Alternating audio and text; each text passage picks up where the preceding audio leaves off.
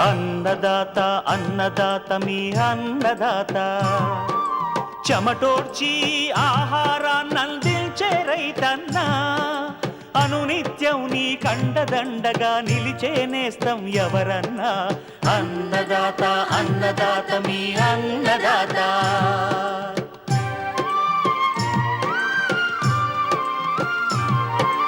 నూతన రీతుల సాగుబడికి నూరింతలు పెరిగే దిగుబడికి సూచనలిచ్చే సస్య రక్షణకు పశు పోషణకి శాస్త్ర విజ్ఞానం అందించి ముందుకు నడిపే తెలుగు రైతు భారతదేశానికి మకుటం అయ్యేలా తీర్చిదిద్దే ఆశయంతో మిమ్ము మేలు కొలిపేది అన్నదాత అన్నదాత అన్నదాత మీ అన్నదాత అన్నదాత అన్నదాత మీ అన్నదాత.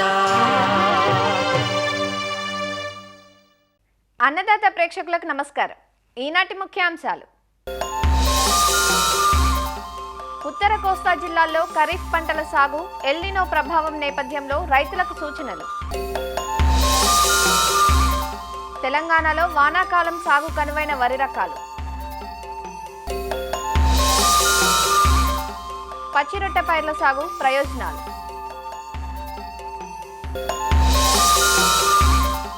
ఇంకా జై కిసాన్ వ్యవసాయ సమాచారం.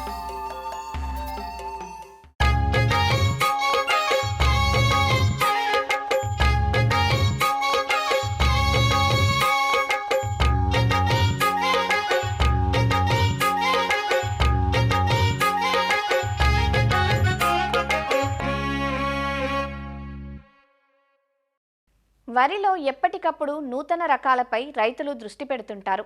ప్రధానంగా మార్కెటింగ్కు అనువుగా ఉండే రకాలు, సన్న రకాలు, ఉల్లికోడును, ఇతర చీడపీడలను తట్టుకునే రకాలు, అలానే చౌడును తట్టుకునే రకాలపై ఆరా తీస్తుంటారు.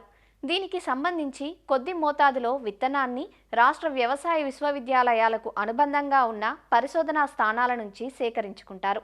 ప్రస్తుతం వానాకాలం సాగు ఆరంభమవుతున్న నేపథ్యంలో వరిలో ఏ రకాలు తమకు అనువుగా ఉంటాయి, వాటి పంట కాలం, గింజ నాణ్యత, దిగుబడి సామర్థ్యం ఎలా ఉంటుందో తెలుసుకునేందుకు ఆసక్తి చూపుతారు.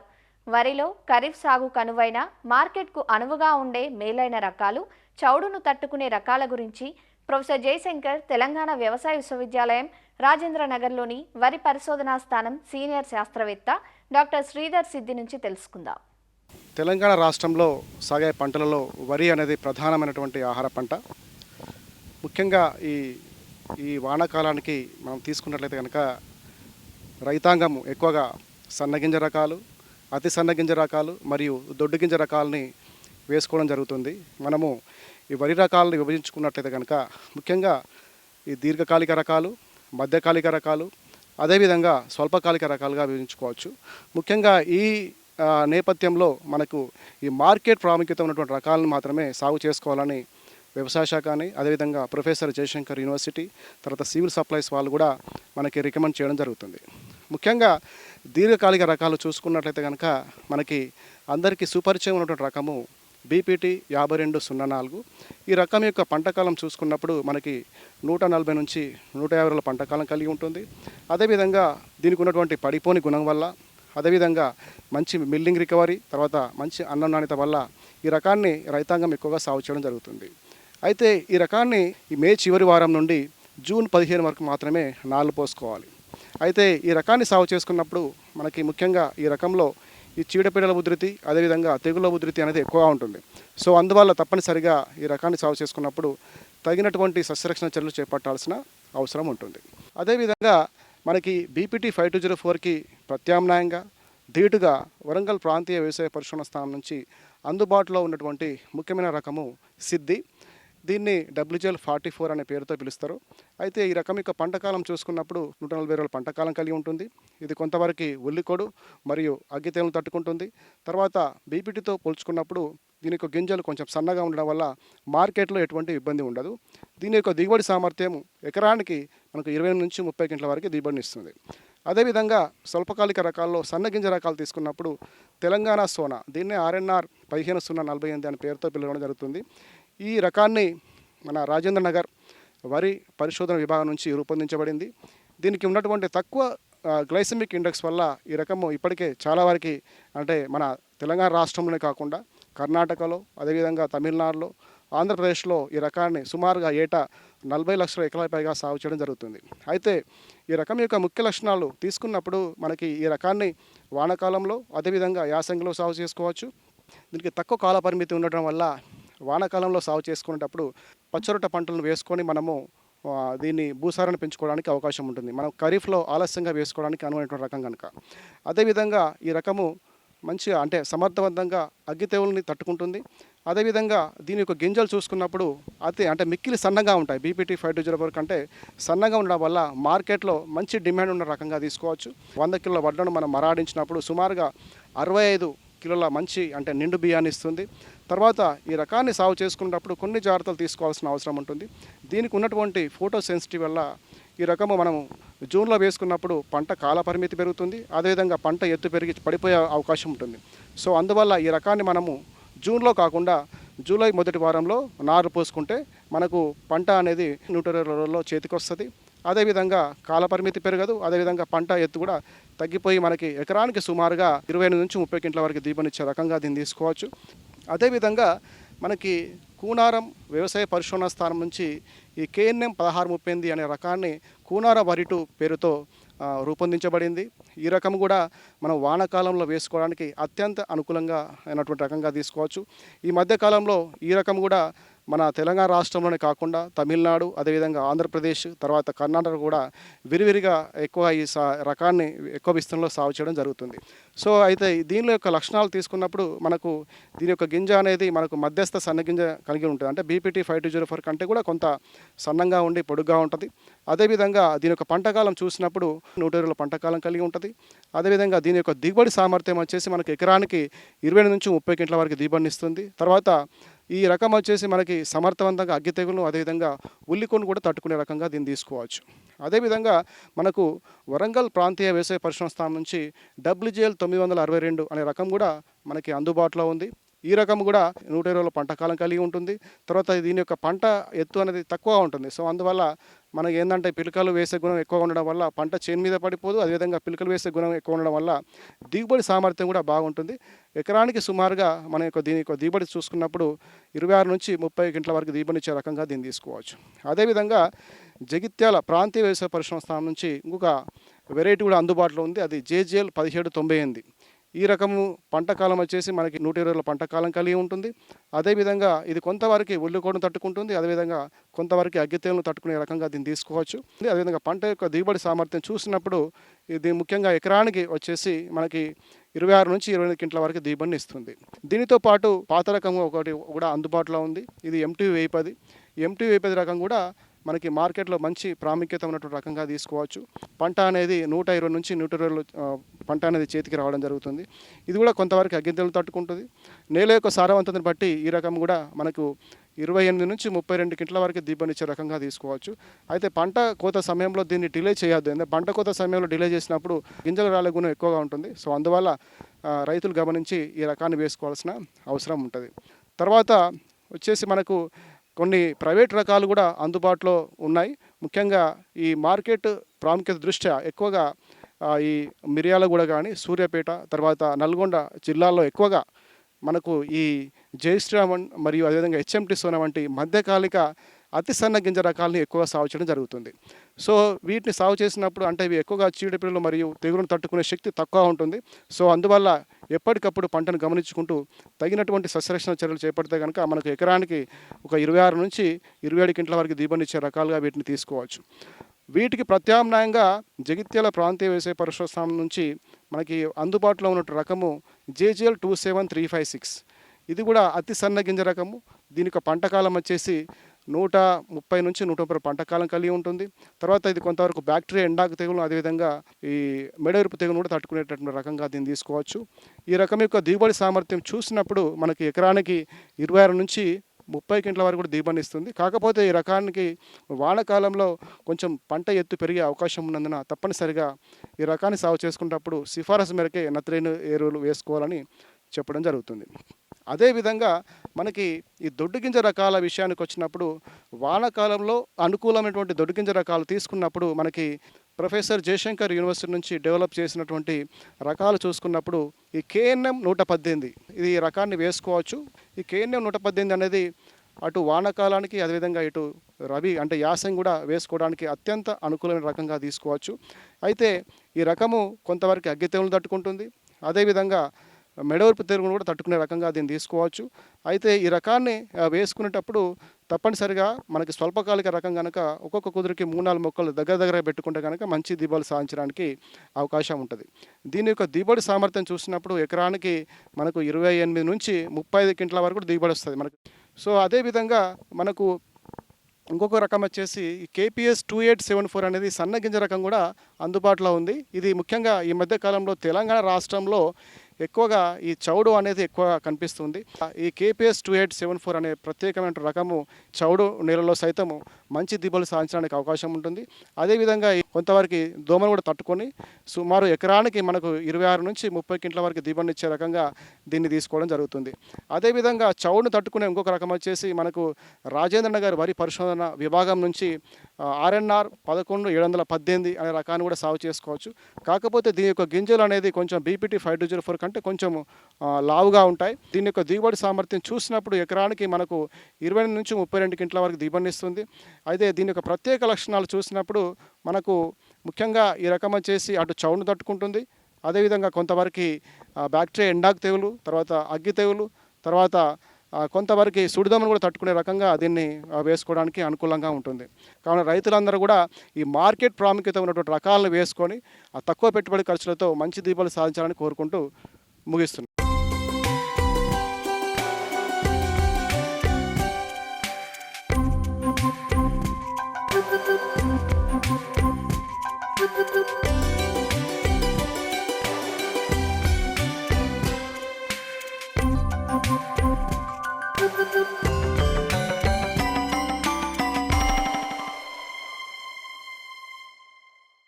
నేలకు సారాన్ని అందించి పంటలు బాగా పండటానికి అవసరమయ్యేవి ఎరువులు.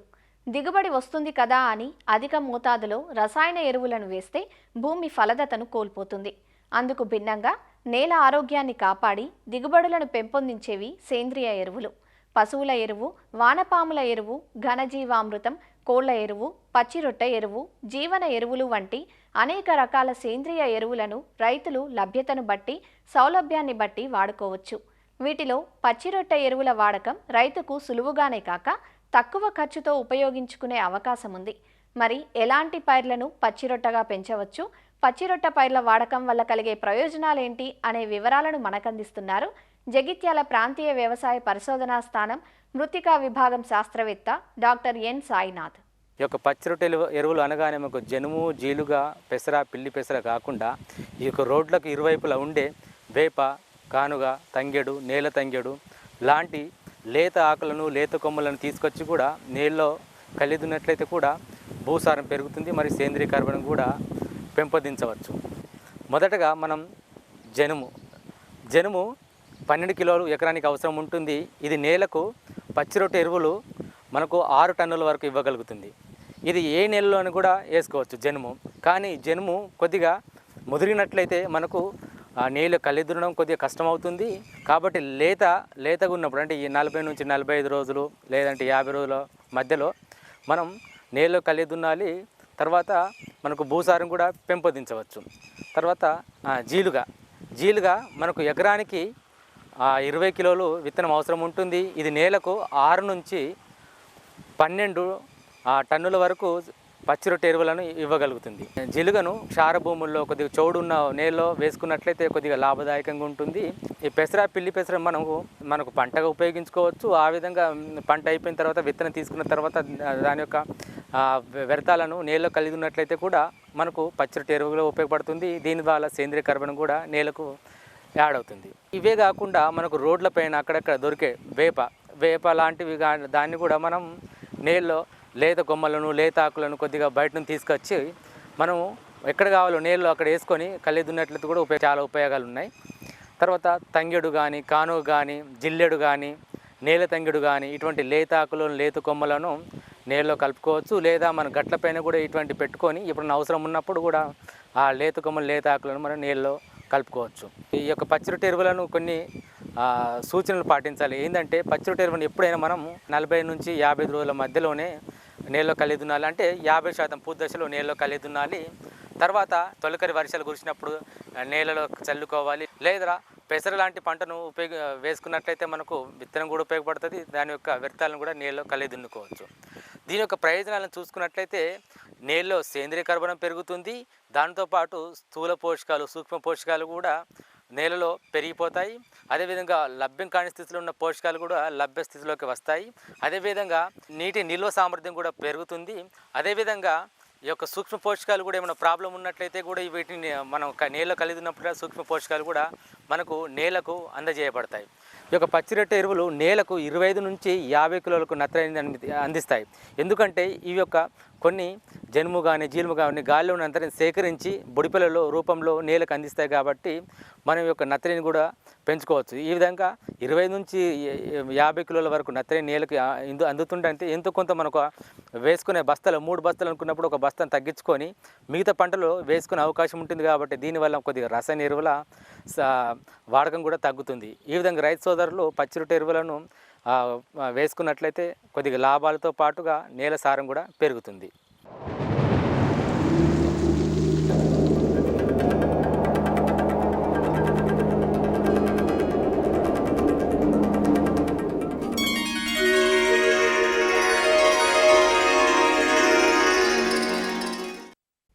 ఈ ఏడాది ఎల్నినో ప్రభావం వల్ల వర్షపాతం తగ్గవచ్చంటూ వాతావరణ శాఖ సూచిస్తోంది. దీని ప్రభావం వ్యవసాయంపై ఉండవచ్చని, రైతులు అప్రమత్తంగా ఉండాలని శాస్త్రవేత్తలు ఇప్పటికే హెచ్చరిస్తున్నారు. ఎల్నినో ప్రభావంతో వర్షాలు తగ్గడం, ఉష్ణోగ్రతలు పెరగడం, వర్షాల మధ్య ఒరుపు, వర్షాల మధ్య నిడివి పెరగడం వంటివి ఉండవచ్చు. కాబట్టి దీన్ని దృష్టిలో ఉంచుకొని ఉత్తర కోస్తా ప్రాంతంలో రాబోయే ఖరీఫ్ సాగులో ఎలాంటి చర్యలు చేపట్టాలి, నీటి సంరక్షణ, నీటి నిల్వ, ఎలాంటి పంటలు ఎంచుకోవాలి వంటి అన్ని వివరాలను మనకందిస్తున్నారు విజయనగరం జిల్లా ఏరువాక కేంద్రం ప్రధాన శాస్త్రవేత్త డాక్టర్ ఎంఎంవి శ్రీనివాసరావు. ఎల్నినో అంటే మనకి పసిఫిక్ మహాసముద్రంలో ఎండల తీవ్రత ఎక్కువ అవడం వలన సముద్రం పై మట్టంతో నీరు వేడెక్కడం వలన వేడిగాలులు ఎక్కువగా వ్యాపించి మన నైరుతి ఋతుపవనాల మీద ప్రభావం పడే అవకాశం ఉందని చాలామంది మన ఈ ఏదైతే మెటలాజికల్ డిపార్ట్మెంట్ నుంచి మనకి సూచనలు చేయడం జరుగుతుంది. ప్రభావం మనకి ఎలా ఉంటుందంటే ఎక్కువ వర్షపాతం తక్కువ రోజుల్లో పడిపోయి మనకి సాధారణ వర్షపాతంగా చూపించడం జరుగుతుందని కూడా అంటున్నారు. కాబట్టి వర్షపాత దినాల సంఖ్య తగ్గిపోవచ్చు.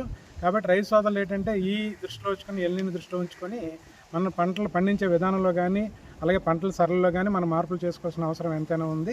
ఈ ఎల్నినో ప్రభావం ఉంటుంది లేదా ఉండదు అనే పక్కన పెడితే రైతు సోదరులు ముఖ్యంగా చిన్న చిన్న కమతాలు ఎవరికైతే ఉన్నాయో ఖచ్చితంగా వాళ్ళు మనకి ఈ నీటి కుంటలు ఏర్పాటు చేసుకోవాలి.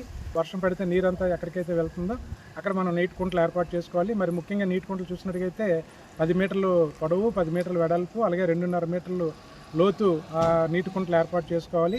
ఎక్కువ వర్షం పడినప్పుడు మన నీరుని మన పొలంలోనే ఈ నీటి కుంటలో దాచుకోవడం వలన మధ్యలో ఒక 15 నుంచి 20 రోజులు వర్షాభావ పరిస్థితులు వచ్చినప్పుడు మనం ఆయిల్ ఇంజిన్ పెట్టి కానీ లేదా బోరు పెట్టి మోటార్ నీరు పెట్టుకొని కానీ లేదంటే స్ప్రింక్లర్ ద్వారా కానీ అవసరమైతే మనం ఈ ఏదైతే ఉద్యాన పంటలు అయితే మన మనుషుల ద్వారా కానీ మోయించుకొని నీరు పెట్టుకొని మనం పంటను కాపాడుకోవడానికి అవకాశం ఉంటుంది. సో ఈ వర్షాలు పడినప్పుడు అలాగే ఈ వర్షాలు ఎక్కువ పడుతున్నప్పుడు కూడా మనం పొలాన్ని మనం తయారు చేసుకుంటూ ఉంటాము. అయితే పొలాన్ని తయారు చేసుకున్నప్పుడు మంచి పదుల్లో ఒకసారి మనం ఈ సబ్సాయిలర్ అంటాం, అంటే 2 నుంచి 3 అడుగుల లోతు వరకు కూడా దున్ని భూమి పొరల్లో ఏదైనా హార్డ్ ప్యాన్స్ అంటాము, గట్టి పడిపోయిన పొరలు కూడా చీల్చేసి భూమిలోకి నీరు బాగా ఇంకడానికి దోహదపడుతుంది. కాబట్టి ఈ సబ్సాయిలర్తో కూడా మనం అప్పుడు అంటే సంవత్సరానికి ఒకసారైనా వేసవిలో వర్షాలు పడినప్పుడు ఒకసారి దుక్కు చేసుకున్నట్టయితే మన భూమి పొరల్లో నీరు బాగా సమృద్ధిగా నింపేసి ఉండడం వల్ల ముందు పంట తీసుకోవడానికి కూడా అవకాశం ఉంటుంది. కాబట్టి రైతు సోదరులు ఖచ్చితంగా ఈ సబ్సాయిలర్తో సంవత్సరానికి ఒకసారైనా వేసవిలో దున్నుకోవాలి. మరి ముఖ్యంగా ఈ ఆరుతడి పంటలు సాగు చేసినప్పుడు ఇలాగ బ్రాడ్ బెడ్ అండ్ ఫర్రో మెథడ్లో మనం సాగు చేసుకుని బెడ్ మీద వరుసల్లో విత్తుకున్నట్టుగైతే అధిక వర్షాలు పడినప్పుడు ఈ వర్షాన్ని మనం కాలువల్లో సంరక్షించుకోవచ్చు. మరీ అధిక వర్షాలు అయితే మన కాలువ ద్వారా కూడా బయటకు తీసేయడం వల్ల వడలు తెగులు రాకుండా నిరోధించవచ్చు. ఈ వర్షంలో మనం 30 సెంటీమీటర్ల దూరంలో వర్షంలో సాగు చేసిన పంటలో మనం చూసినట్టుగైతే క్రిసెంట్ ఫర్రోస్ అంటాం, అంటే క్రిసెంట్ ఫర్రోస్ కానీ లిస్టింగ్ బేసిన్స్ అంటాము. అంటే ఈ వరుసల్లో కొద్దిగా మట్టి తీసి కొద్దిగా ముందుకి మట్టి వేసి అలా కొద్దిగా మట్టి తీసి కొద్దిగా మట్టి వేయడం వల్ల ఏంటంటే ఆ వరుసల మధ్యలోని కొద్ది లోతు చేసి కొద్దిగా ఎత్తి చేసి కొద్ది లోతు చేసి కొద్దిగా ఎత్తి చేయడం వల్ల ఏంటంటే నీరు ఆ కుంటల్లో ఇంకి పంట కాలంలో పంటలకు బాగా ఉపయోగపడుతుంది, నీరుని కూడా బాగా సంరక్షణ చేసుకోవడానికి ఉపయోగపడుతుంది. అలాగే ఈ ప్రతి 3.5 మీటర్లకి ఒక లోతు కాలువలు చేసుకోవాలి. అడపాదడప పడే వర్షాలు కూడా మనం సంరక్షణ చేసుకోవడానికి, నీరుని సంరక్షణ చేసుకోవడానికి ఉపయోగపడుతుంది. అలాగే మరి ముఖ్యంగా తోట పంటలు చూసినట్టుగైతే ముఖ్యంగా మామిడి తోటలు కానీ జీడి తోటలు కానీ మొక్కకి మధ్య చిన్న కుంటలు చేసుకునేటట్టుగైతే వర్షం పైన అంటే మొక్కకి మొక్క మధ్యలో చేసుకోవాలి. మొక్కలు అంటే వరుసకి మధ్యలో ఉన్నప్పుడు ఖాళీ ఉంచుకొని మొత్తం మనం ఖాళీల్లో పచ్చిరొట్ట పంటలు గట్రా పెంచుకోవచ్చు. అది ఈ మొక్కకి మధ్యలో చిన్న నీటి కుంటలు చేసుకోవడం వల్ల ఏంటంటే నీరు బాగా దాంట్లో చేరి నీరు భూమి పొరల్లో దాగి ఉంటుంది.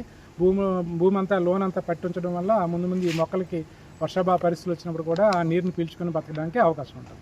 ఏ పంటనైనా మనకి వరుసల్లో రిడ్జ్ అండ్ ఫరోల్లో కానీ బ్రాడ్ బెడ్ అండ్ ఫరోల్లో కానీ లేదా సమతల పొలంలో మనం సాగు చేసినప్పుడు మొక్కల మధ్యలో ఖాళీ ప్రదేశంలో మనం మనకి ఏ చెత్త దొరికితే ఆ చెత్త, వరి చెత్త కానీ వరి గడ్డిదాలకు చెత్త కానీ పశువుల మేయగా ఉండిపోయిన చెత్త కానీ అలాగే మనకి ఇటీవల కాలంలో మొక్కజొన్న చెత్త కానీ అలాగే వరి ఊక కానీ రంప పొట్టు కానీ ఏదైనా కానీ మధ్యలో మనం మల్చింగ్ అంటాం ఆచ్ఛాదనలాగా వేసుకున్నట్టుగైతే భూమి నుంచి ఏదైతే నీరు ఆవిరవుతుందో ఆ ఆవిరవకుండా మనం అరికట్టడం వల్ల భూమిలో నీరుని మనం సంరక్షించడానికి ఉపయోగపడుతుంది. ఎల్నినో ఈ దృష్టిలో ఉంచుకొని మనం పంటల ఎంపికలో కూడా చాలా జాగ్రత్తలు తీసుకోవాలి. మరి ముఖ్యంగా ఏదైతే పంటలు ఉంటాయో అవి వర్షాభావ పరిస్థితులు తట్టుకునే పంటలు మనం ఎంచుకోవాలి.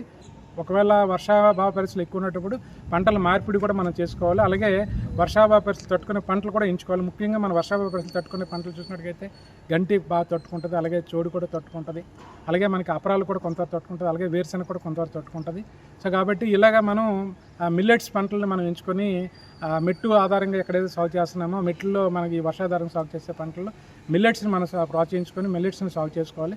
కాబట్టి రైతు సోదరులు ఈ ఎల్నినో దృష్టిలో ఉంచుకొని మనం ఏదైతే మనం తెలియజేస్తున్నామో ఈ పద్ధతులన్నీ పాటించి మరి జాగ్రత్తలు తీసుకొని నీరుని సంరక్షణగా చేసుకొని మంచి దిగుబడులు సాధిస్తారని కోరుకుంటున్నాం.